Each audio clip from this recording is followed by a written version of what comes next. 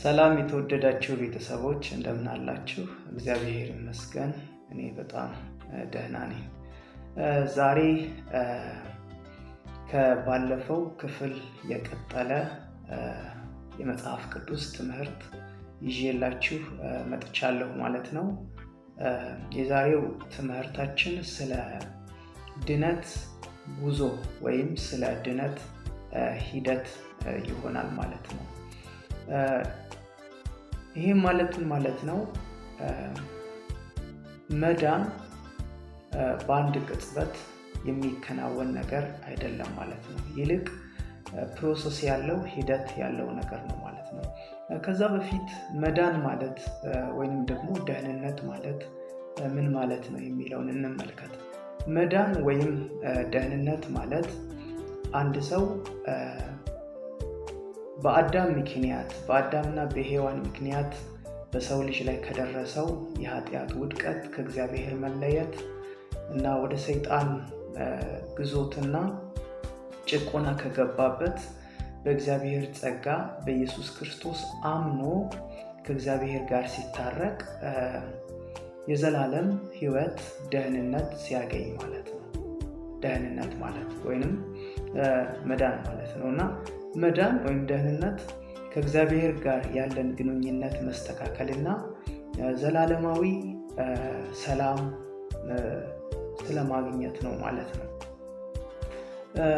እንግዲህ የአማኞች ደህንነት ወይንም ደግሞ አንድ ሰው በወንጌል አምኖ በክርስቶስ ሲድን መዳኑ እዚያ ጋር እንዳልጀመረ ባለፈው ክፍል አንስቻለሁ። ምክንያቱም እግዚአብሔር የሚድኑትን ዓለም ሳይፈጠር በፊት አስቀድሞ እንዳወቃቸውና እንደወሰናቸው በኤፌሶን 1:4 እና በሮሜ ምዕራፍ 8 ቁጥር 29 ላይ ይናገራል።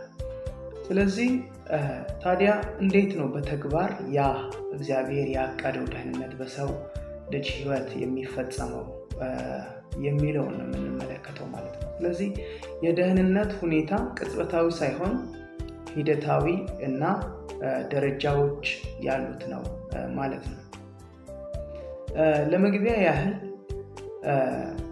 ደህንነት 3 ደረጃዎች አሉት ማለት ነው። ወይም ደግሞ በ3 ደረጃዎች ነው ደህንነታችን ፍጹም የሚሆነው። የመጀመሪያው የጽድቅ ደረጃ ወይም ደግሞ መጽደቅ ነው። ሁለተኛው የቅድስና ደረጃ ወይም ደግሞ የነፍሳችን መቀደስ ሲሆን ሶስተኛውና የመጨረሻው ደግሞ የመክበር ደረጃ ነው ማለት ነው። በዚህ የመጀመሪያው ፓርት ወይም ክፍል የመጀመሪያውን የደህንነታችንን የሂደት ደረጃ እናያለን። ይኸው ጽድቅ ይባላል ማለት ነው።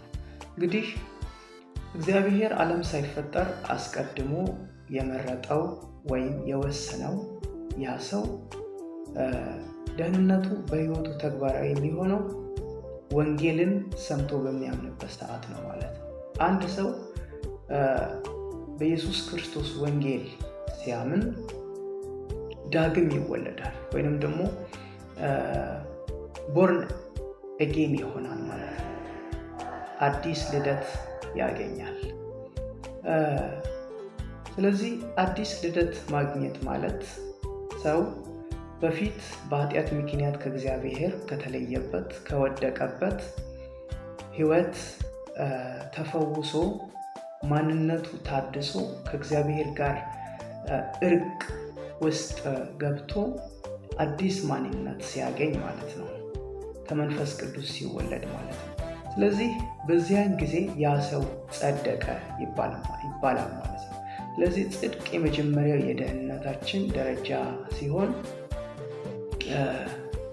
ያ ሰው በእግዚአብሔር ፊት ተቀባይነት አገኘ፣ ከኃጢአቱ ነፃ ሆኖ ተቆጠረ ማለት ነው።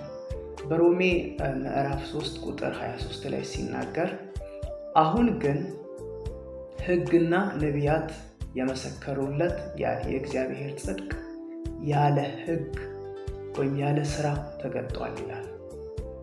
እና እንዴት ነው ታዲያ ያለ ሕግ ወይም ያለ ስራ አንድ ኃጢአተኛ ሰው የሚጸድቀው ስንል ሰው በክርስቶስ ሲያምን እግዚአብሔር የክርስቶስን ጽድቅ ይቆጥርለታል ማለት ነው።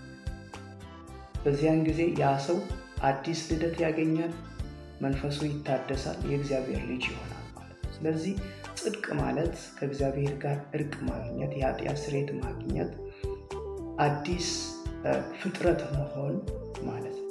ስለዚህ የእግዚአብሔር ልጆች እንሆናለን ማለት ነው። ጸድቀናል ማለት ቃሉ እንደሚናገር በሮሜ ምዕራፍ 8 ቁጥር 16 አካባቢ የእግዚአብሔር ልጆች መሆናችንን ያ መንፈስ ራሱ ከመንፈሳችን ጋር ሆኖ ይመሰክርልናል ይላል ማለት ነው። ክብር ለእግዚአብሔር ይሁን። ስለዚህ ደህንነታችን ወይንም ደግሞ መዳናችን የሚጀምረው በክርስቶስ አምነን ዳግም ስንወለድ ነው ማለት ነው። ይሄም ጽድቅ ይባላል። በእግዚአብሔር ፊት ንጹህ ጻድቅ ሆነን የምንቆጠርበት ደረጃ ነው ማለት ነው። በቀጣይ በሌሎች የድነት ደረጃዎች ወይንም ሂደቶች ሀሳብ እንገናኛለን። መልካም ጊዜ